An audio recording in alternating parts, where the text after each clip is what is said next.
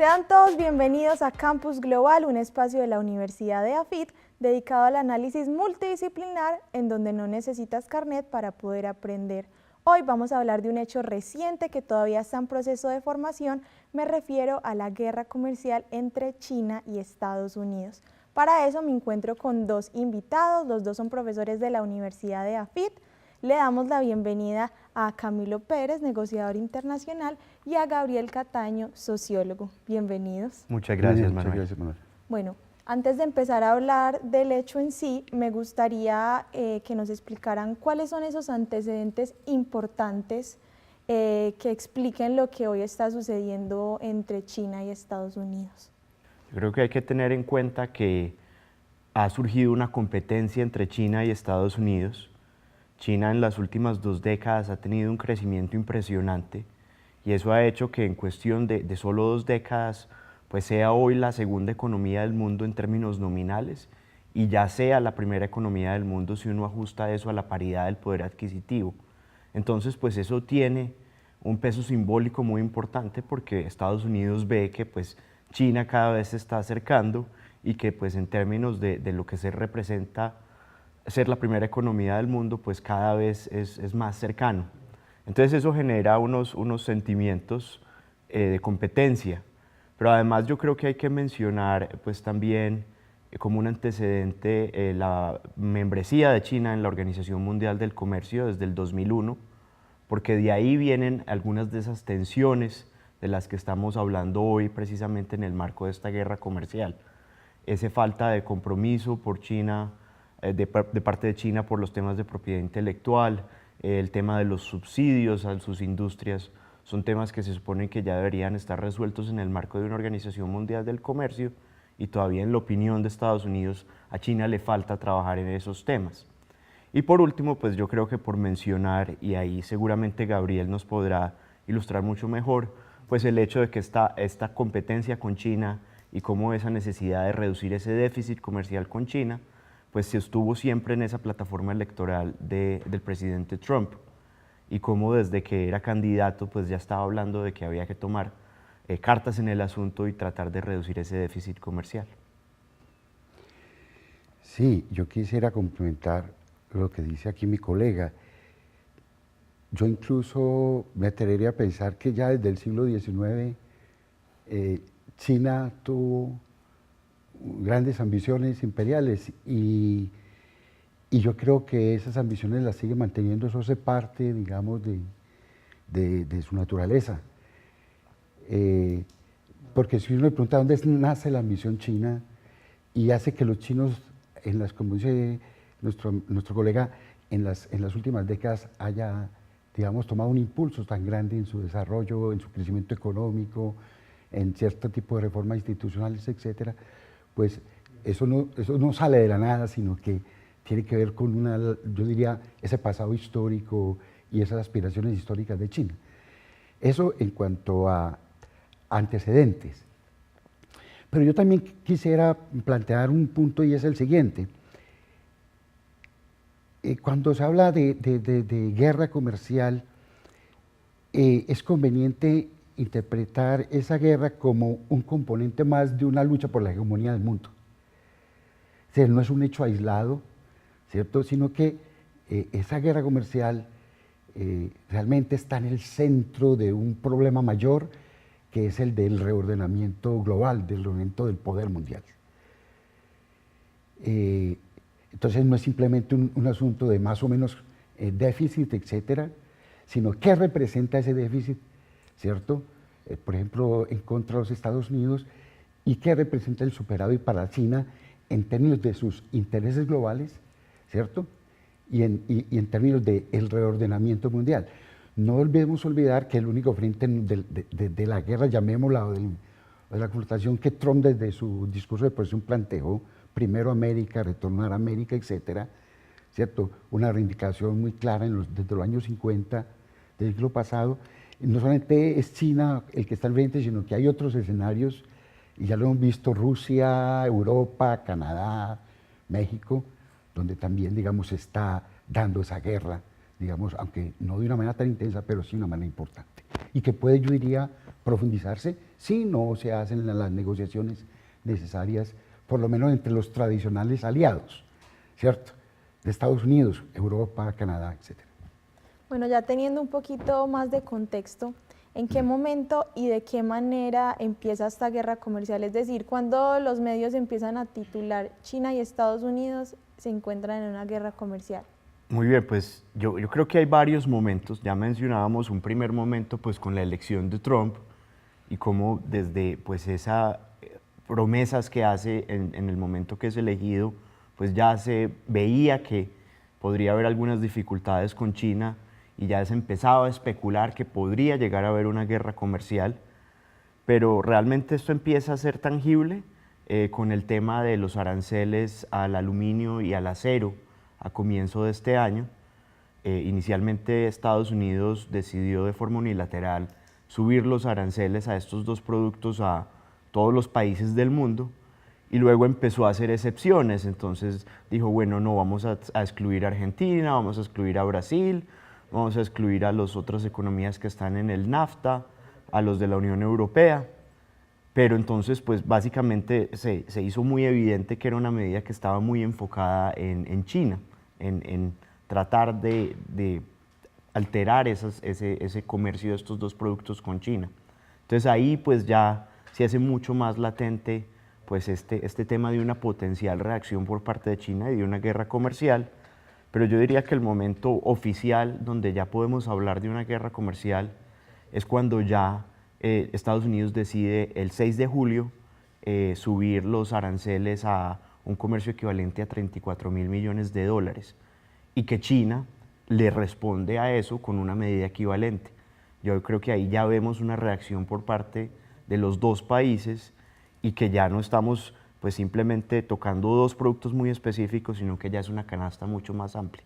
Yo creo que ahí ya en ese momento pasamos de una potencial guerra comercial a una guerra comercial. Sí, y no sé si tal vez con lo que va a decir me adelante alguna pregunta, Manuela, que tengas, pero comentando lo que dice el profesor, la magnitud de lo que está implicado aquí es enorme. Dicen las cifras, pues, que, claro, comenzaron con unas sanciones de 34.000 millones de dólares, pero la aspiración del presidente Bush es subir eso a 500.000 millones de dólares.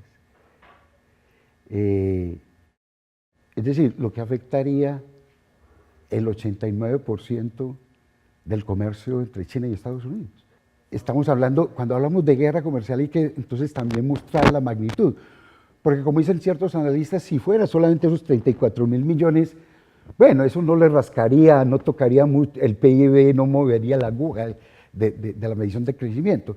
Pero ya hablar de sanciones por equivalente a 500.000 millones de dólares, el 89% del comercio, ya señalan que ya, por ejemplo, el PIB de China, que se calcula para el año entrante de 6.5%, podría ya tocar algunas décimas de eso. De modo que ahí están en juego intereses de sobrevivencia y estratégicos, por ejemplo, de los chinos, lo que podría conllevar a otros escenarios ya políticos y quién sabe, dada el ímpetu del presidente norteamericano y a un conflicto mucho más amplio que pudiera llevar a otras expresiones que no fueran comerciales. Gabriel, yo creo que ahí es interesante que miremos cómo han escalado esas sanciones, digamos, o esos aranceles. Hablamos si inicialmente comienza pues con esa medida de 34.000 millones de dólares y efectivamente tú nos hablas hoy de una amenaza de esos 500.000 millones de dólares. Efectivamente ha sido un proceso gradual. Al 6 de julio fueron los 34.000 millones de dólares, a lo cual China respondió con una medida equivalente. Y luego, a final de ese mes, se escaló en otros 16.000. Entonces ahora vamos en 50.000 millones de cada lado, lo cual sumando pues son 100 millones de dólares, que es una cifra ya bastante importante. Pero como bien lo decías, ya de parte de Estados Unidos ha empezado a haber amenazas diciendo que en caso de que China no esté dispuesto a negociar o a ceder en algunos de estos temas, podrían inicialmente escalar esa sanción a 200.000 millones de dólares, y ya incluso pues el presidente Trump ha llegado a decir que podría eventualmente embarcarse en una guerra comercial total, que ahí es donde estaríamos hablando pues de esos incremento a los aranceles por un comercio de 500.000 millones de dólares, que ahí, como decías, pues ya es una cifra del 89%, pues básicamente el grueso de ese comercio entre Estados Unidos y China. Así que ha sido un proceso gradual, y bueno, pues precisamente por eso es que están ahora en negociaciones, y ahora podemos hablar más de eso, porque pues claramente de parte de China y de Estados Unidos, pues más allá de los intereses de los gobiernos, pues no se quiere llegar a esos niveles de aranceles. Pero por el momento estamos en los 50.000, con una posibilidad muy grande que lleguemos a esa amenaza de los 200.000 en las próximas semanas, pero aún es algo especulativo, aún es algo que todavía no está ocurriendo. Bueno, me parece importante saber qué sectores de la economía, tanto china como estadounidenses, se ven afectados por esta guerra comercial. Ahorita hablábamos del acero, el aluminio, pero ¿cuáles otros están y por qué se eligen estos? ¿Por qué eligieron estos tanto China como Estados Unidos? Bueno, es muy interesante porque ha sido un proceso no solo desde una perspectiva económica, sino también altamente politizado. Si miras, por ejemplo, primero los productos en los que Estados Unidos le puso un arancel a China, vemos ahí en especial productos intensivos en tecnología, intensivos en propiedad intelectual, basados en el argumento pues, que China está vulnerando esa propiedad intelectual.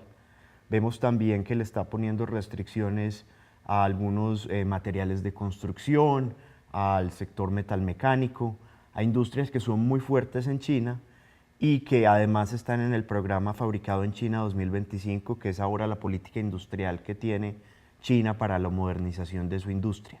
Entonces esos son los productos, además pues una serie de productos en los que efectivamente hay un déficit comercial particularmente grande. Esa fue un poco la estrategia de Estados Unidos. Del lado de China y los productos que ellos decidieron proteger, también tiene un elemento político. Hay muchos productos que están, por ejemplo, en el sector de la agricultura, y ese es un sector que en Estados Unidos está muy enfocado a la exportación a mercados como China, y además es un sector que está muy concentrado en estados que tradicionalmente han sido rojos, que han sido favorables al Partido Republicano, que es al cual pertenece el presidente Trump. Entonces yo creo que hay también una intención ahí de precisamente tocar esos estados donde Trump tiene su base política y empezar a generar reacciones en contra de la administración Trump. Entonces yo creo que ese pues fue una de las estrategias por parte de China para escoger esos productos, porque como lo veíamos, pues muchos de ellos están en el sector agrícola. Por supuesto hay otros productos, pero me parece particularmente interesante esa estrategia para ese sector en específico. Interesante lo que dice Camilo. Miren, yo creo que avanzando, profundizando un poco en lo que dice el profesor, digamos que si bien se habla de una guerra, cuando uno dice guerra comercial, Estados Unidos-China, pues tomamos de manera homogénea la China o Estados Unidos como si fueran, digo yo, países homogéneos. Claro, por ejemplo, dentro de los Estados Unidos no es lo mismo los estados del este que los digamos, el oeste medio, etcétera, o los del sur, dependiendo de cuál sea su orientación exportadora. Pongo un ejemplo. California se ha especializado su producción, perdón, la Florida, en la producción de pistachos y de esto que llamamos frutos secos, etcétera, y tienen como su principal mercado de exportación a los chinos. Mencionaba Camilo, por ejemplo, cosas que los norteamericanos no comen, como las cabezas de cerdo, las patas de los pollos, etcétera, cosas que el consumidor norteamericano, claro, por ejemplo China, que estamos hablando de un mercado potencial de 1.400 millones de personas, ¿cierto? Todos con ganas de mejorar, deseosos de mejorar su estilo de vida e incluso su nivel alimentario nutricional, donde ellos, los chinos, ven cosas que incluso para nosotros pueden ya ser desagradables, un poco como ver una pata de pollo en un caldo, ¿no? Pero que para ellos, al parecer, es un plato exquisito, etc. Entonces, importante mirar, claro, cómo ese comercio, si bien, digamos, lo miramos de manera global, también valdría la pena mirarlo cómo dentro de cada país, ¿cierto?, se dan los efectos, ¿cierto? Eso es importante. Y también cómo, y eso es quizás es un tema que tienes más adelante, me imagino que lo plantearías, cómo de alguna manera ese escalamiento del que hablaba Camilo, digamos, en la imposición de aranceles, finalmente puede, el peligro es, digamos, desestabilizar el sistema mundial de comercio, ¿cierto? Entonces, y bueno, y luego seguramente estará el tema de cómo América Latina entra en ese escenario, etcétera, también, porque de alguna manera muchos productos chinos o latinoamericanos, si lo queremos ver del otro lado, compiten con los productos chinos y viceversa en un mercado como los Estados Unidos. Ahí puede haber entonces nuevas dinámicas, digamos. Bueno, antes de hablar, así como tú lo decías, como de desestabilizar la economía global, podemos hablar de que estos países a futuro puedan tener aliados o ya tienen aliados. Mire, siempre en la relación internacional ocurre que cuando se enfrentan, digamos, dos grandes hegemones o países hegemónicos, pues obviamente se buscan alianzas. Es claro, por ejemplo, la alianza chino-rusa, ¿cierto?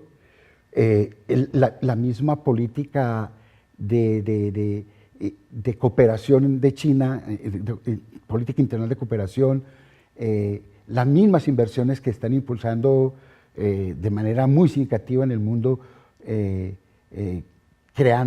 intentando crear un sistema de cooperación, sobre todo de ayuda a lo que antes se conocían como países del tercer mundo, en materia de inversión en infraestructuras, en hospitales, etc. Entonces, es clara que hay una estrategia de política exterior de China para buscar aliados en Asia, en África, por supuesto también en América Latina, ¿cierto? Y en el caso de Estados Unidos, pues sabemos que Estados Unidos ha tenido unos aliados tradicionales, por lo menos desde la Segunda Guerra Mundial, ¿no? Incluso desde antes, pero pongámoslo así, más cerca en los últimos 50 o 60 años, ¿cierto? Europa, ¿no?, con los cuales se unieron para vencer Alemania nazi en la Segunda Guerra, por supuesto Canadá, los países latinoamericanos que de alguna manera han sido su patio trasero, etc. Entonces, por supuesto, aquí se necesita a la larga en una confrontación de estas alianzas. Eso es lo que preocupa a muchos analistas. No sé si dieron cuenta, hoy se publica una carta anónima que publica el New York Times un funcionario, un alto funcionario del gobierno norteamericano, ¿cierto?, hablando de cómo su presidente es un presidente impulsivo, grosero, contradictorio, y que eso es lo que hace altamente vulnerable su presidencia. Entonces, ¿qué decisiones vaya a tomar frente a sus aliados tradicionales Trump, ¿cierto?, a los cuales ya ha molestado, a Japón, a Francia, a Alemania, etcétera? Eso es lo que me parece también se está jugando y es un punto crítico en el inmediato futuro. Yo creo que sí, de forma complementaria a eso uno podría también analizar esta pregunta que tú nos haces de las alianzas desde la perspectiva de las cadenas de valor. Porque hoy, pues efectivamente la producción no está localizada solo en China o solo en Estados Unidos. Muchos de esos productos que hoy China está exportando a Estados Unidos o al mundo, pues son ensamblados con insumos que vienen de muchos otros países de Asia, de Tailandia, de Singapur, de Malasia, de Japón, de Corea del Sur, y de cierto modo, pues que se detenga o que se disminuya ese comercio con Estados Unidos, pues esos efectos negativos se transmiten a través de toda la cadena de estos países. Y en el mismo sentido, pues también esas cadenas de valor de Estados Unidos dependen mucho, pues también de los productos de los otros países del NAFTA, de esos insumos intermedios que vengan de Canadá, de México, de muchos países de América Latina. Entonces, pues por ese medio, por esa cadena, también se transmite a nosotros ese efecto negativo. Entonces, pues yo, más de una perspectiva de alianzas políticas, que también son muy importantes, por supuesto, veo un efecto muy inmediato en el impacto que esto pueda tener en estas cadenas de valor global. Sí, eso que dice el profesor es muy importante. Yo lo insinué hace un rato. Sin duda, esto que llamamos una batalla comercial hay que llevar a un plano de análisis mucho más amplio, un plano geopolítico, de lo que sucede ahora con el orden global, etc. El profesor introduce la dimensión de la globalización que creo que no habíamos tocado y que es muy importante. Es decir, cómo la tradicional tensión en las relaciones internacionales entre grandes potencias, digamos, hoy más que en cualquier otro momento del pasado se transmite a través, por ejemplo, de esas cadenas de valor, ¿cierto? ¿Cierto? Es decir, no tienen inmediatamente, digamos, expresiones políticas propiamente como ruptura de relaciones o, digamos, un malestar profundo en las relaciones diplomáticas. Recordemos la reciente visita del presidente Trump a China, ¿cierto? Que algunos tildaron cuando lo sonreía a Xi Jinping, es decir, la hipocresía propia de los juegos diplomáticos, ¿cierto? Se le parece a uno, después de verlos dándose la mano y sonriendo, como lo hacían, luego a los pocos meses mirar cómo se escala, digamos, la batalla comercial, ¿cierto? Entonces, hoy, para resumir, claro, la lucha geopolítica, ¿cierto? El escenario geopolítico pasa, claro, no es lo mismo una economía globalizada donde lo que juega y los importantes son cadenas de valor, a un momento anterior de la economía mundial, donde esas cadenas no existían o eran cadenas, digamos, muy segmentadas y donde casi que cada país, digamos, se la jugaba ya a sí mismo, ¿no? A sí mismo, es decir, era, digamos, de una manera autosuficiente. Hoy, por supuesto, esa autosuficiencia se acabó desde hace ya varios años y la interdependencia necesariamente conduce, dependiendo de hacia dónde va la batalla, quiénes caen, quiénes van a decir, aquí me veo perjudicado, entonces con quién me alío, ¿cierto? En el caso de América Latina se señala que, dicen algunos analistas, está en una posición incómoda, ¿no? Porque por un lado Estados Unidos, digamos, es el aliado tradicional, digamos. O sea, había una tradición en la historia, el Richie Pollum, que dicen los diplomáticos, de esa orientación hacia el norte de los Estados Unidos, pero por otro lado, la creciente importancia de la presencia de la inversión y la cooperación de China en América Latina. Entonces, de alguna manera, si nos preguntaran, si tú nos preguntaras, en el caso particular, dándole digamos, más localidad a tu pregunta, ¿qué pasará con América Latina? Muchos analistas están señalando de que América Latina está entre la espada y la pared, ¿cierto?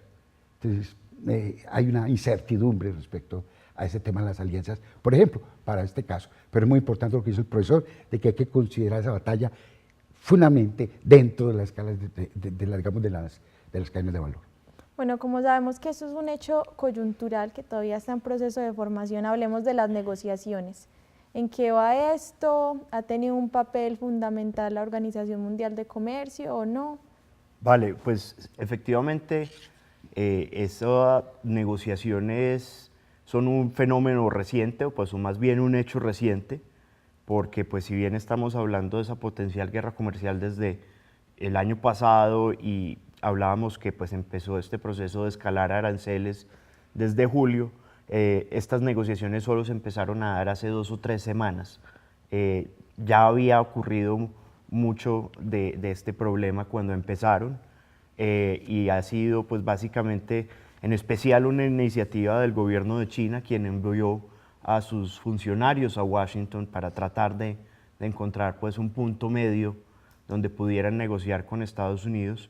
Sin embargo, entiendo que después de estas 2 rondas de negociaciones que han tenido en las últimas semanas, todavía no han podido encontrar ese punto medio, no han podido llegar a un acuerdo.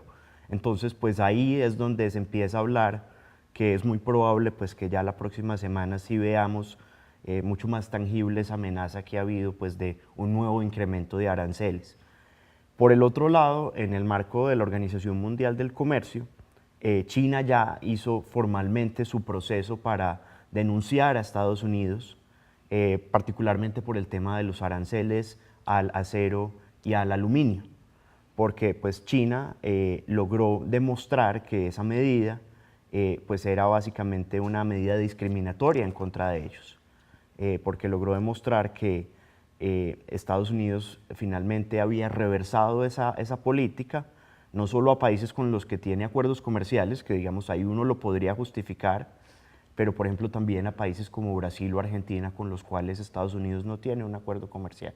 Entonces, pues China ahí está aprovechando ese marco legal de la Organización Mundial del Comercio, de conceptos como lo de nación más favorecida, que precisamente buscan que si hay un beneficio comercial tenga que ser ofrecido a todos los miembros de la OMC, y básicamente China está diciendo, mire, Estados Unidos está yendo en contra de eso y está poniendo en juego o está poniendo en riesgo esas reglas de juego que tenemos en un sistema como la OMC. Entonces ese es un poco lo que está pasando en ese marco multilateral.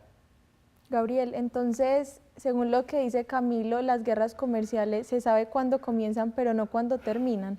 Ah, claro, claro, la historia está llena de esos casos. Si tú miras, ya no pues aquí lo que llamaba una guerra comercial, sino las guerras del siglo XX, miremos nomás, la Primera y la Segunda Guerra, donde comenzaron las cosas, claro, eso traía unas tensiones de atrás, pero cómo desembocan, cómo se dan las decisiones de un día para otro, aparentemente por lo menos, donde, claro, tú sabes dónde comenzó, pero dónde van a acabar, no se sabe bien cómo va a acabar. Ese es el gran riesgo y esa es la gran preocupación, incluso dentro de copartidarios del presidente Trump, de un presidente que contrasta su actitud frente a la de la dirigencia china. Los chinos han sido, si uno observa bien, ahora que Camilo hablaba de esa visita de funcionarios, tal vez eso se habla un poco de la sabiduría de los chinos, su paciencia, lo que nosotros llamaríamos sus buenos modales, su tranquilidad, buscar unas negociaciones de apaciguamiento frente a un contrincante que no lo es y que preocupa, como lo mencionábamos antes, no solamente a parte de su gabinete, sino a una parte significativa del Partido Republicano, ¿cierto? Es decir, una queja permanente sobre Trump es que toma una decisión y a los 2 días la cambia, en asuntos que son supremamente importantes. O sea, no estamos hablando de decisiones baladíes o domésticas, se habla de decisiones que realmente tienen impacto a nivel global y ese carácter impetuoso y reflexivo, etcétera, y su confrontación permanente con los líderes de sus tradicionales aliados políticos, su confrontación con la prensa cuando esta prensa le llama la atención y critica su estilo de gobierno, todo eso, digamos, hace incluso que en esta coyuntura sea preocupante a dónde pueda terminar esto. Yo creo que de todas formas de parte del gobierno de Trump sí hay algo de estrategia. Si uno mira, por ejemplo, ya en la administración Trump ha habido 2 procesos de renegociación con 2 aliados muy importantes. Uno es Corea del Sur, con quien Estados Unidos tiene un tratado comercial, y ya en la administración Trump se hizo una renegociación y se impuso una serie de cuotas para una cantidad de productos que estaban generando precisamente déficit comercial con Corea del Sur, y el otro proceso es precisamente el NAFTA, ese área de libre comercio de Norteamérica, donde también uno de los anuncios importantes la semana pasada fue que ya México aceptó pues esas condiciones que estaba poniendo Estados Unidos para una renegociación, y donde pues finalmente terminaron por imponerse gran parte de esas intenciones o de esas condiciones que estaba poniendo la administración Trump. Entonces yo creo que un poco a esa misma estrategia ellos estaban buscando con China. El problema es que pues China, contrario a Corea del Sur o a México, sí reaccionó, sí decidió también ponerle aranceles a Estados Unidos, y yo creo que eso era ese elemento con el que Trump inicialmente no estaba contando. Y otro tema, pues ya que hablas de dónde va a terminar, yo creo que otro tema sensible es que ya empiezan también a hablar de la posibilidad de poner limitaciones a las inversiones que China hace en Estados Unidos, que en el pasado en otras guerras comerciales, por por ejemplo una que tuvo que tuvo Estados Unidos y Japón en los 90, pues la solución que encontraron las empresas japonesas ante una subida de aranceles fue invertir en Estados Unidos. Pero si ahora vemos a la administración Trump también tratando de poner barreras a la inversión que hace China en sectores tecnológicos, por ejemplo en Estados Unidos, entonces pues ese puede crear un nuevo frente de confrontaciones o de dificultades. Claro, tu pregunta hacia dónde puede conducir esto. Aparte pues de esas negociaciones que menciona el profesor, digamos el caso con Corea del Sur, la negociación del NAFTA, la renegociación, digamos, está también, yo diría, contrapesos un poco naturales, llamémoslo así. Es decir, incluso dentro de los Estados Unidos, aquellas empresas y aquellos estados que se van a ver muy afectados por la guerra, afectados de manera negativa, pues por supuesto van a convertirse y harán el lobby necesario en el Congreso para ponerle freno un poco a su presidente, ¿no? Entonces, eso es importante, ¿cierto? Es decir, obviamente nosotros decimos, hay dos grandes líderes que representan los países, pero ellos se representan un poco de fuerzas, o no las representan, pero que esas fuerzas están ahí. Eso es muy importante. Entonces, hablemos mejor de las oportunidades que podría tener América Latina con esta guerra comercial. Bueno, ¿cómo es los negocios? Efectivamente estamos en una situación de coyuntura, pero pues sí hay oportunidades. Yo creo que hay que partir primero por analizar esos sectores en los que pues, China estaba comprando de Estados Unidos, y ahí vemos pues, una serie de productos agrícolas que hablábamos ahorita, están dentro de los que mayores restricciones arancelarias tienen hoy, así que pues América Latina pues puede tener ahí una oportunidad. Un caso muy puntual es la soya, que ya se está dando. Este es uno de los grandes productos que Estados Unidos exporta a China, y ahora pues con un arancel de 25% ya no es tan llamativo. Y es un producto que es estratégico para China porque lo utilizan para la alimentación animal. Y ahora, pues como lo hablaba Gabriel, pues con esos cambios en las tendencias de consumo de China, hay mucho más consumo de proteína animal y por ende necesitan la soya. Esto ya empieza a verse, por ejemplo, las exportaciones de Argentina de soya a China en estos últimos 2 meses han tenido un crecimiento impresionante, al punto que ya ha habido negociaciones entre Argentina y Estados Unidos para empezar a comprarle soya a Estados Unidos, procesarla en Argentina, aprovechando todas las trilladoras que tienen, y enviarla a China como si fuera pues un producto procesado en Argentina.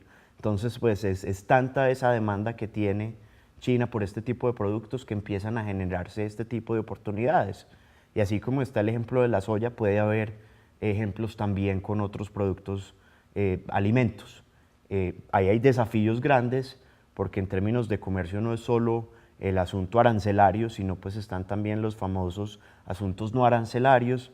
Entonces es ver en qué medida pues los países de América Latina estamos en capacidad de cumplir ya con esos requisitos que pueda tener China en temas sanitarios, fitosanitarios, en medidas técnicas. Entonces ahí hay un desafío grande, pero pues sin duda puede haber unas oportunidades en los alimentos, y ese pues es solo uno de los sectores.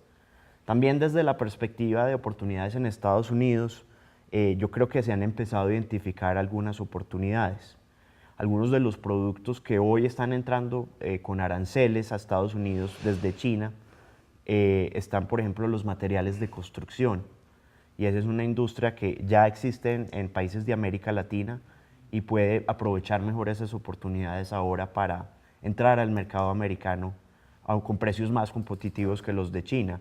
También, por ejemplo, la industria de textiles y confecciones, que también, pues esa oferta china estaba ganando mucha fuerza en Estados Unidos, pues ahora tenemos unas condiciones un poco mejores para acceder a Estados Unidos. Entonces hay oportunidades, y yo creo que ahí es donde de verdad tenemos que concentrarnos. Entonces pues veo que aunque puede haber unos efectos negativos para la región, en la medida que de todas formas dependemos de muchos de estos productos, puede haber también oportunidades, y creo que lo estamos viendo. Un caso puntual que a mí me parece muy interesante es lo que estamos viendo precisamente con el acero. Colombia no está excluido de la medida del acero. Nosotros ya también estamos teniendo que pagar aranceles para exportar acero a Estados Unidos. Sin embargo, desde que se impuso esa medida, las exportaciones de acero de Colombia a Estados Unidos han aumentado. Estamos de cierto modo llenando un poquito de ese hueco que deja China. Entonces, pues, finalmente creo que sí, de nuevo, hay un mensaje de oportunidades por aprovechar. Sí, hasta dónde puede llevar esto y esa batalla. China es el principal poseedor o tenedor de bonos del tesoro de Estados Unidos. Eso implica que están unidos, digamos, por una realidad objetiva fundamental. O sea, no es simplemente yo comercio, sino que es que además yo tengo grandes inversiones, ¿cierto? Las principales inversiones en la economía norteamericana, ¿cierto? Teniendo esos papeles.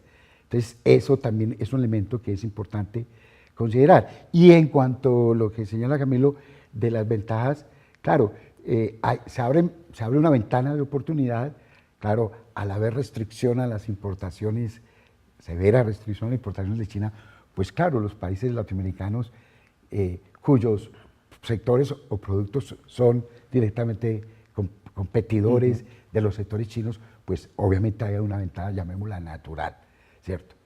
El punto es, yo vuelvo a alguna idea que expresé anteriormente, es tal, en los últimos ha crecido tal la cooperación y la inversión de China en América Latina, que hasta dónde se pueden tomar decisiones en materia comercial aprovechando la oportunidad sin molestar mucho a los chinos, que luego te podrían cobrar,